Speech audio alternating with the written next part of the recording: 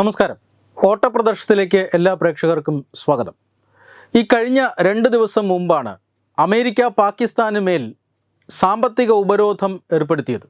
സാമ്പത്തിക ഉപരോധം എന്ന് പറഞ്ഞാൽ മുഴുവനായുമുള്ള അല്ലെങ്കിൽ 100% സാമ്പത്തിക ഉപരോധമല്ല.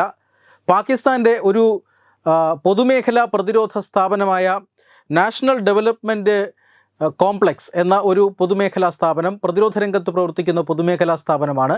അടക്കം മറ്റ് 3 സ്വകാര്യ കമ്പനികളടക്കം 4 കമ്പനികൾക്ക് നേരെയാണ് ഈ സാമ്പത്തിക ഉപരോധം ഏർപ്പെടുത്തിയിട്ടുള്ളത്.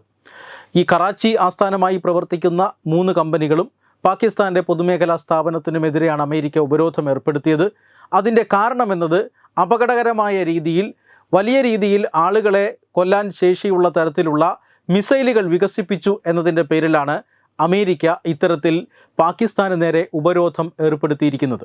തീർച്ചയായും ഈ വാർത്ത നമ്മളിലെല്ലാം വലിയ അത്ഭുതവും ആശങ്കയും ഒക്കെ ഉണ്ടാക്കിയ ഒന്നാണ്.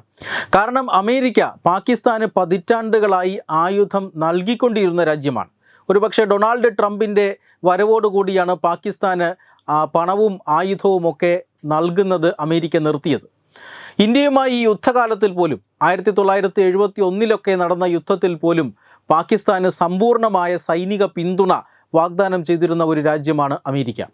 അമേരിക്കയുടെ പണവും ആയുധവും വാങ്ങിക്കൂട്ടിക്കൊണ്ട് ഇന്ത്യക്കെതിരെ വലിയ ഭീഷണിയായി ഉയർന്ന ഒരു രാജ്യവുമാണ് പാകിസ്ഥാൻ. അമേരിക്ക നൽകിയ എല്ലാ ആയുധങ്ങളും മൂർച്ച കൂട്ടി പാകിസ്ഥാൻ എടുത്തത് ഇന്ത്യക്കെതിരെയാണ്. ഭീകരതയെ നശിപ്പിക്കാൻ അല്ലെങ്കിൽ ആഗോള തീവ്രവാദത്തിനെതിരെ അമേരിക്കയുടെ ഒരു സഖ്യകക്ഷി എന്നൊക്കെ നിലയിലാണ് പാകിസ്ഥാനെ വിശേഷിപ്പിക്കപ്പെട്ടിരുന്നത്.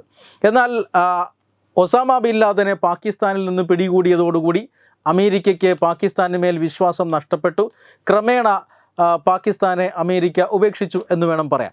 അങ്ങനെയുള്ള ഒരു രാജ്യം എന്തിനാണ് പാകിസ്ഥാൻ്റെ മിസൈൽ പദ്ധതി കണ്ട് ഇത്രയധികം പേടിപ്പെടുത്തുന്നത് എന്നതാണ്. പാകിസ്ഥാൻ്റെ മിസൈൽ പദ്ധതി എന്ന് പറഞ്ഞാൽ ആണവ പോർമുന പോലും വഹിക്കാൻ കഴിവുള്ള മിസൈലുകളാണ് പാകിസ്ഥാൻ വികസിപ്പിക്കുന്നത്. അതിന് ഈ കമ്പനികളൊക്കെയാണ് സഹായം ചെയ്യുന്നത് എന്നാണ് അമേരിക്ക പറയുന്നത്.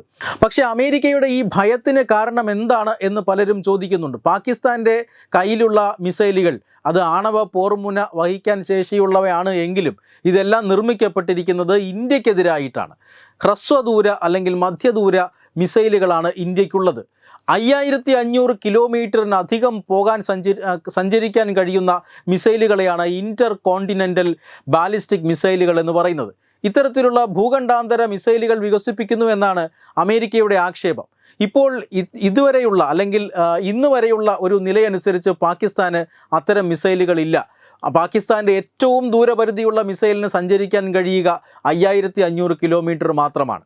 ഈ അടുത്ത കാലത്ത് ഇന്ത്യയിൽ നിന്നും ദിശ തെറ്റി അല്ലെങ്കിൽ അബദ്ധത്തിൽ ഒരു ബ്രഹ്മോസ് മിസൈൽ പാകിസ്ഥാനിൽ പതിച്ചിരുന്നു.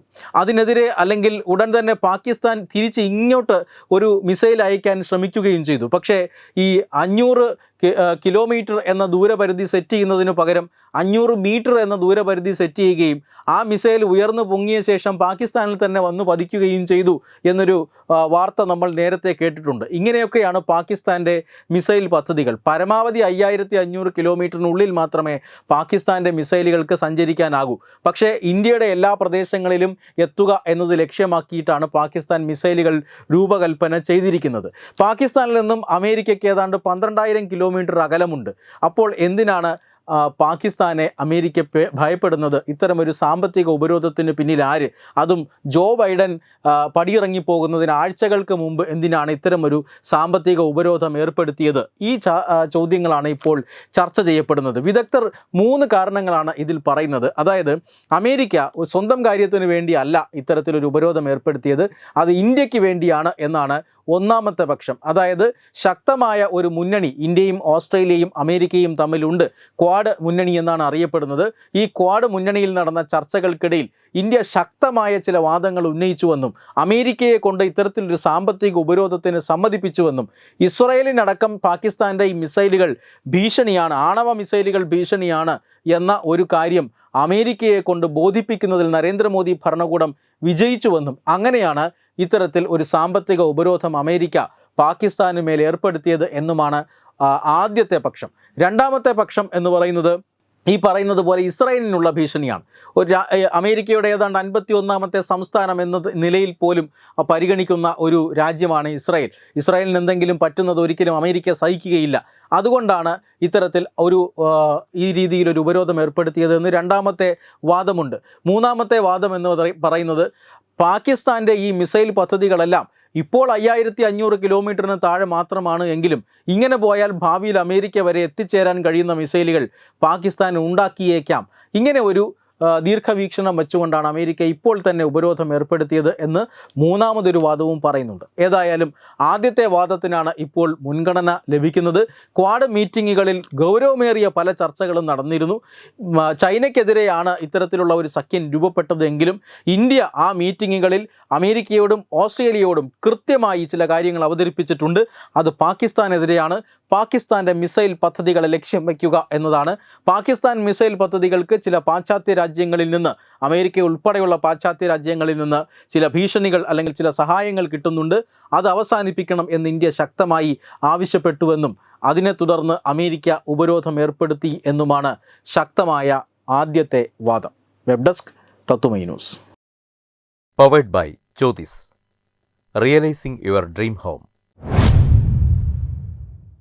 Our ongoing luxury apartments projects are Crown near Karivattam, The Square near UST Global, White Manor near Attigal Ambalatra, and Evergreens Luxury Villas near Tirumala.